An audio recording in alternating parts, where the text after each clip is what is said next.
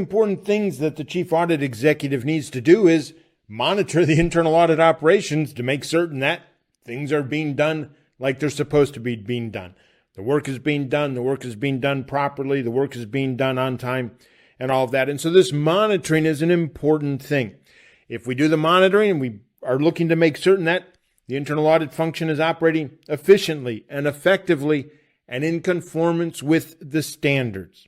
That's a big one. We need to make certain that the work we're doing meets the requirements of the standards that we have. The chief audit executive is going to have that responsibility to establish how it is that we're going to oversee and monitor the internal operations, and then measure performance against that standard that we're supposed to be following, the objectives we're supposed to be following, and then identify areas for improvement.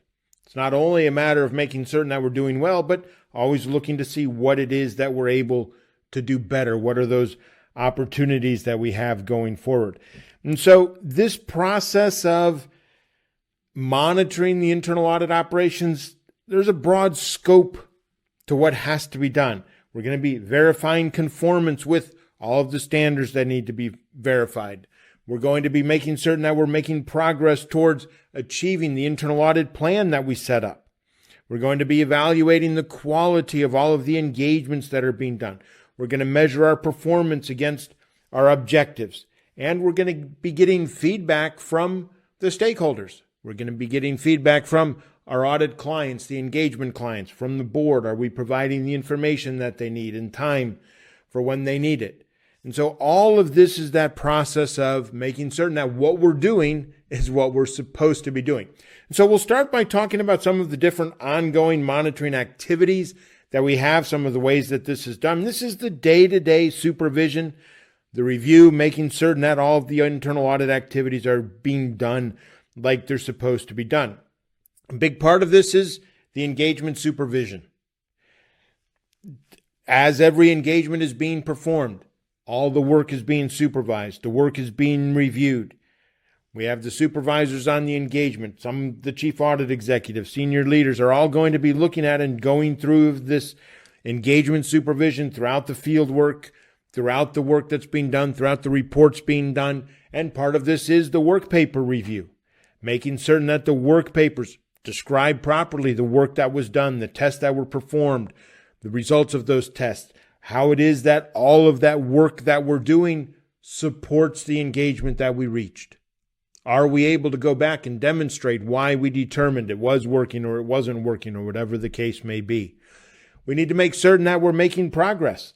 And so we're looking at progress individually. Each engagement is being done like it's supposed to be done, when it's supposed to be done, within the time frame, but also making certain that we're making that progress to the internal audit plan being achieved, making certain that all of that is being done. We're looking at quality control, making certain that all of those methodologies we set up to help make this work consistently, are those methodologies being followed? Are we in conformance with the standards? Are we using the templates that are supposed to be used, the work programs, the audit programs, all of those things? Is that all being done like it's supposed to be done? And, as I said, we're also going to get stakeholder feedback. After we finish an engagement, we'll get feedback from that client, the people that we worked with, the people that received that report, the auditee, getting their perceptions, getting their understanding of what went well, what didn't go well, what could have been done better, what could have been done differently. And so there's a lot of things that we're going to be doing just to monitor what's going on that day-to-day, week-to-week basis as we go through the year and have all the different engagements being performed in all the different locations, all the different departments of the company. But that's all part of that ongoing monitoring. What we also need to be doing then is measuring the performance. This is part of what the chief audit executive needs to do, is to measure our performance, establish performance measurement methodology to see whether or not we're doing what it is that we should be doing the way we're supposed to be doing it. So we need to establish our performance objectives. What are the outcomes? This is going to come from the standards. This is going to come from the internal audit charter. This is going to come from our strategy, our internal audit plan. We want to get feedback from the board about this, from senior management, but we need to make certain that we understand what it is we're trying to accomplish. What are those objectives? And then we have to establish the categories and the metrics that we're going to use to measure whether or not we have achieved those objectives, whether or not we've accomplished what it is that we set out to accomplish. We may have some coverage metrics to make certain that we're covering the work that needs to be done.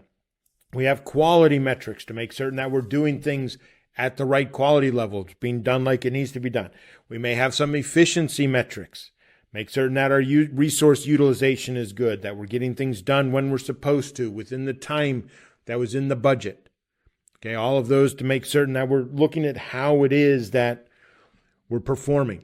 We're going to set some targets. We may have some quantitative, some qualitative targets. We need these targets, these goals to be challenging. We don't want them to be easy, but they need to be achievable. If they're too difficult, nobody's going to try because they know we're not going to achieve them.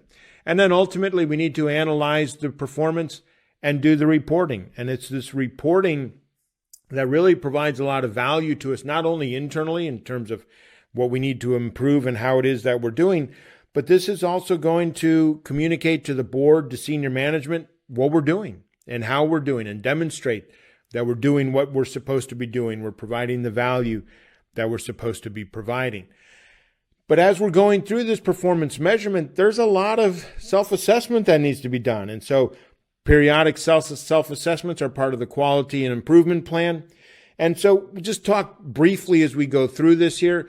When we're talking about the self-assessments, probably going to do this formally annually, maybe every other year, depending on the size and the scope of what it is that we're doing. But this is our own self-assessment of trying to make certain that we are doing what it is that we're supposed to be doing. We're going to review documentation. We're going to talk to the stakeholders. We're going to compare against the standards to make certain that we're meeting the standards. We're going to look at the policies and the procedures, those methodologies that we have, to make certain that they're being followed. If we've set up these methodologies, we have these standard procedures and things like that, we need to make certain that we're actually using them. We need to make certain that the people that do this periodic self-assessment have the necessary experience to be able to do it. And so experienced internal auditors, senior internal audit staff, people that have done this, but they're people that are able to look at what we're doing and help us determine whether or not we're doing it like we're supposed to be doing it, and what are those areas that we need to be working on. All of this ultimately needs to be documented and communicated. Again, this is how we give comfort to the board and senior management that we are doing what we need to do. And in those cases where maybe we're not, maybe something didn't quite get done as we needed to, we've identified it, we recognized it, we fixed it. We have plans in place to make certain that it doesn't happen again. And so we need to make certain that after we do this assessment, that is going to be documented and that is going to be communicated. Part of this ongoing monitoring is to get feedback from the stakeholders. And there's different ways that we do this. We do it after each engagement. We talk with them. We have the interview. We kind of ask for that feedback about how things are doing. We can get some periodic stakeholder assessments, not specific to an engagement, but talking to the board, senior management, other key stakeholders.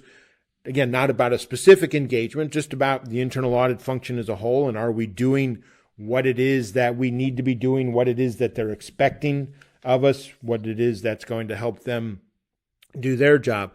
And kind of the last step, that's a very important step that we can't overlook, is when we get this feedback, we actually have to act on it. If we sit down and we talk to the board, we talk to senior management, we talk to the engagement clients, and they give us feedback and we never do anything about it, they never see that feedback actually being implemented or utilized in any way, eventually they're going to stop giving us feedback because they don't see that there's any value to it. And so we need to act on it. It's not just collecting the feedback, but it's acting on it to make certain that that feedback was actually useful and we're actually able to improve what it is that we're doing based on the feedback that we get. And so this is that continuous improvement. We need to make certain that we get an action plan out of this. When we do this ongoing monitoring and we look at what it is that we did and we go through all of that engagement supervision and the review notes and all of those things, what's the takeaway? What is it that we're going to be doing to take that monitoring that we did and actually turn it into something that's an improvement, turn it into better work in the future, more efficient work in the future, whatever the case may be. But we need to be able to identify these opportunities and act on them. And then we need to implement and track that.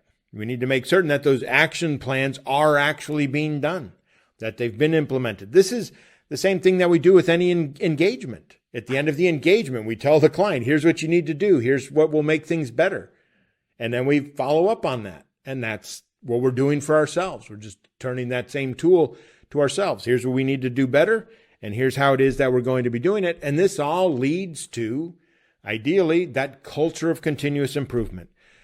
Things change in the organization. Things change in what it is that we're expected to do and required to do, and the technology we have. We need to be ready to continuously improve.